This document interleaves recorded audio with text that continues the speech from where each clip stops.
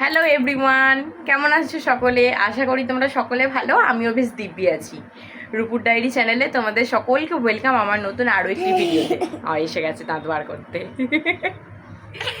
সকালে এখন ঘড়িতে বেজে গেছে প্রায় সকাল 10টা, কিন্তু এখনও সকালবেলার চান করে উঠে ভিজে গামছাটা আমি খুলিনি। তার কারণ জানো? এই যে কারণ, এই যে এসেছেন যিনি, ইনি কারণ। এনাকে সকাল থেকে ডেকে যাচ্ছি, ওঠ রে বাবা, ওঠ রে। অশুভ খালি হাত ফাত টিপতে আসে, বাজে ছেলে একটা। ওকে ডাকতে ডাকতে অনেক বেলা হয়ে গেছে, তাই জন্য মানে গামছা খোলা তো দূর কি বাত, এখনো চা পর্যন্ত খাইনি। আর যা রোদ্দুর বেরিয়েছে, চা ফা খেতে ইচ্ছা করছে না। দেখি চলো সারাদিন কি করি না করি সব শেয়ার করবো, দেখতে থাকো। দেখ দেখ ভালো করে সকালবেলা উঠে আগে আমরা যেমন বাসি কাজগুলো গুছিয়ে নিয়েই আগে চান টান করে ঠাকুর সেবা দিয়ে দিলে যেন মনটা শান্ত লাগে, আমার তেমনি আমার ঠাকুরকে সেবা দেওয়ার পর পাখিদেরকে খাবার দিতে না বড্ড ভালো লাগে। যখন ওরা অ্যালবেস্টারের চালে এসে কিচিরমিচির করে আওয়াজ করে খাবার খায়, আমার যে কী আনন্দ লাগে সে কি বলবো।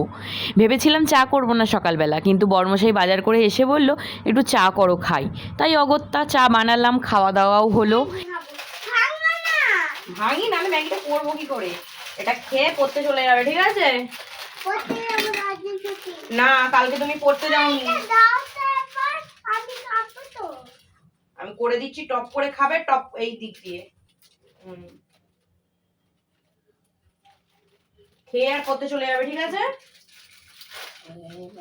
না হাত পাতো, আবার কাঁচি নিয়ে। রনো রেডি, কিন্তু ও কোথায় যাচ্ছে বলো তো? কোথায় যাচ্ছে?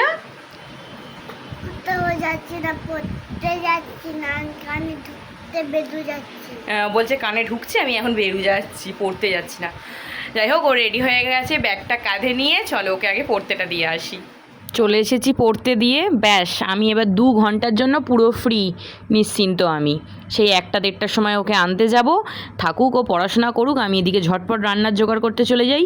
দেখি বাজার থেকে কি কি নিয়ে এসছে। ব্যাগ খুলেই প্রথমে দেখি 1 আঁটি কলমি শাক নিয়ে এসেছে, আর নিয়ে এসে 1 গাদা গুচ্ছে খয়রা মাছ, ছোটো ছোটো পুঁটি, মোরলা, খয়রা, মানে 5 মিশালি মাছ যাকে বলে, সেই সব 4টি মাছ নিয়ে এসছে। আজ কম দামে পেয়েছে, 1 গাদা নিয়ে এসে সেই বসে বসে অনেকক্ষণ ধরে বাছা হলো, দিয়ে মাছগুলো ভাজতে এসেছি। এদিকে আবার বর্মশাই আবার কাছ থেকেও চলে এলো, এরপর এসে আমাকে জলজিরার জল গুলে দিয়েছে। গরমের মধ্যে খেয়ে খুব শান্তি।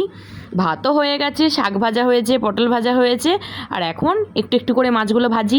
ঘড়িতে সময়টা অনেকটাই পেরিয়ে গেছে। রান্না বান্না সেরে কাজবাজ গুছিয়ে ছেলেকে পড়া থেকে নিয়ে এসেছি, চান করিয়েছি, দিয়ে এখন খাবার দাবার গুছিয়ে খেতে বসে গেছি। রেসিপিতে কি কি হয়েছে দেখাই। হয়েছে ভাত, কলমি শাক ভাজা, পটল ভাজা, আর এই হচ্ছে সেই খয়রা মাছের ঝাল আলু দিয়ে একটু রসা রসা। চলো, বড্ড খিদে পেয়েছে, প্রায় 2টো বাজে যাচ্ছে, খাওয়া দাওয়াটা সেরে নিই। খাওয়া দাওয়া করে উঠে আজকে আর শোয়নি, আজকে একটা বিশেষ কাজ করতে লেগেছি কর্তাগিন্নি মিলে। আমার গনু বাবার জন্য নতুন একটা ঠাকুরের সিংহাসন আনা হয়েছে। সিংহাসনটা আনার পর আমি 2 দিন ধরে নিজে হাতে পুরো রঙটা আমি একা করেছি। করার পর আজকে ওকে বলেছি তুমি দুপুরবেলা না ঘুমিয়ে আমাকে র্যাকটা লাগিয়ে দেবে। গনু বাবাকে এই র্যাকে আমি বসাবো। খুব সুন্দর সিংহাসনটা, ছোট্টর মধ্যে না খুব সুন্দর। কাজ করতে করতে হঠাৎ করে দেখি আকাশে খুব কালো মেঘ করে এসে আর খুব ঝোড়ো হাওয়া উঠেছে, আর মুখের কথা মুখে রয়ে যায়, সেকেন্ডের মধ্যে ঝমঝম করে বৃষ্টি এসে যায়, আর এত ঠান্ডা করে দেয় ওয়েদারটা, কি যে শান্তি লাগছিল। আর আমার ছেলের গুন্ডামি, দাঁড়িয়ে দাঁড়িয়ে জল ঘাটতে উনি ব্যস্ত। এবার জল ঘাটছে দেখে ওকে আমি বললাম যে তোকে আমি ছাতা দিয়ে দিচ্ছি, যা ছাদ থেকে একটু ভিজে আয়। ছাতা নিয়ে উনি ছাদে ভিজতে গেছেন, ওনার যে কি মজা। আর আমি তো আগাগোড়ায় বৃষ্টি দেখলেই খানিক্ষণ বৃষ্টি হয়ে যাওয়ার পরেই গামলা পেতে দিই, যেখানে হুড়ুর করে জলটা পড়ে, সেই গামলায় জল তুলে নিই, আর নিয়ে সেই জল ছেঁকে নিয়ে, প্রত্যেক বছরেই তো আমি এটা করি, দিয়ে জলগুলো স্টোর করে করে রাখি। আর এই জল দিয়ে না ভাত করলে এত ভালো হয়, ভাতটা তাড়াতাড়ি নষ্ট হয় না, ঝরঝরে হয়ে যায়, গলে যায় না, আর পুরো সাদা কি সুন্দর ভাত হয়।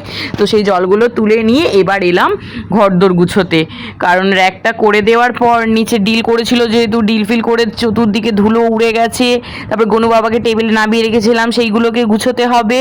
চলো ঝট করে এখন আমি আমার ঠাকুরের জায়গাটা গুছিয়ে নিই। আর গুছোনোর পর দেখো কত সুন্দর লাগছে। গনু বাবাকে কি ভালো মানিয়েছে না, এই দেখো। আর এই যে ফুলগুলো দেখছো সব কিন্তু আমার গাছের, এখন আর ঠাকুরের জন্য ফুল আমার বাইরে থেকে কিনে আনতে হয় না, আমার গাছের ফুল দিয়েই ঠাকুর পুজো দেওয়া হয়ে যায়। এরপর ঘরদোর গুছিয়ে নিয়ে গা ধুয়ে নিলাম, নিয়ে ভালো করে ফ্রেশ হয়ে একটু চুল ফুল আঁচড়ে নিয়ে ছাদে এলাম হাওয়া খেতে। কি ঠান্ডা ঠান্ডা কি সুন্দর হাওয়া দিচ্ছিল। এদিকে সন্ধেবেলা বর্মশাইয়ের আজকে বড্ড খিদে পেয়ে গেছে, তো ও এসে আমায় বললো যে আজকে কিছু একটু বানিয়ে দেবে, খুব খিদে পাচ্ছে। সারা দুপুর কাজ করে উঠে অনেক কাজ করেছেন না, এবার কাজ করার ফলে তাড়াতাড়ি খাবার হজম হয়ে গেছে, তাড়াতাড়ি খিদে পেয়ে গেছে। আনলাম ঠিক আছে চলো, ঘরে তো তেমন কিছু নেই, একটু পাউরুটি এনে দাও, আমি তোমায় ডিম টোস্ট করে দিই। ওই অগত্যা সেই জন্য আমি ডিম টোস্ট করতে লেগে গেলাম। দুজন মিলে কর্তা গিন্নিতে ছানাকে নিয়ে সন্ধেবেলা ডিম টোস্ট চা দিয়ে সন্ধ্যের টিফিনটা সারলাম। এরপর এলাম জামা কাপড় ভাঁজ করতে। এই যে জামা কাপড়গুলো দেখছো এগুলো কিন্তু আজকের কাঁচা নয়, এগুলো কালকে কেচেছিলাম। কালকে সারাদিন সময় পাইনি ভাঁজ করার, আজকেও সারাদিন ভাঁজ করার সময় পাইনি, দিয়ে রাতে এসেছি ভাঁজ করতে। নিজের আলাদা ছোট সংসারে থাকার এই একটা সুবিধা জানো তো, যখন খুশি যে কাজটা করতে ইচ্ছা করা যায়। কিন্তু জয়েন্ট সংসারে থাকলেই কত কথা শুনতে হতো, বাড়ির বউ আগের দিন কেন কেচে সব কিছু ঘরে জমা করে রেখে দিয়েছে, ভাঁজ করেনি, পড়ে আছে, ঘর নোংরা হয়ে আছে, কত কথা শুনতে হয়। কিন্তু নিজের সংসারে থাকার এই সুবিধা কেউ বলার থাকে না, তোমার যখন মনে হবে তুমি তখন কাজ করতে পারবে। জানো তো যখন আমাদের সংসার আলাদা হয় তখন ছিল ভরা লকডাউন। আমি বিয়ের আগে থাকতে আমার বরকে বলেই রেখেছিলাম কোনোদিন যেন সংসার আলাদা না হয়, কিন্তু সেই আমাদের সংসারটা ভেঙেই গেল। তখন হয়তো দিনগুলো খুব কষ্টে কেটেছিল, খুব খারাপের মধ্যে দিয়ে গিয়েছিলাম, কিন্তু এখন মাঝে মধ্যে বসে ভাবি যা আমাদের সঙ্গে হয় তা ভালোর জন্যই হয়। সব কাজ গুছিয়ে এখন বসেছি একটা নাইটি সেলাই করতে। কদিন ধরেই দেখছি নাইটিটা একটুখানি সেলাই খুলে গেছে, কিন্তু সেলাই করব করে সময় আর পাচ্ছি না। আজকে বসে সেই সেলাইটাও মিটিয়ে নিলাম।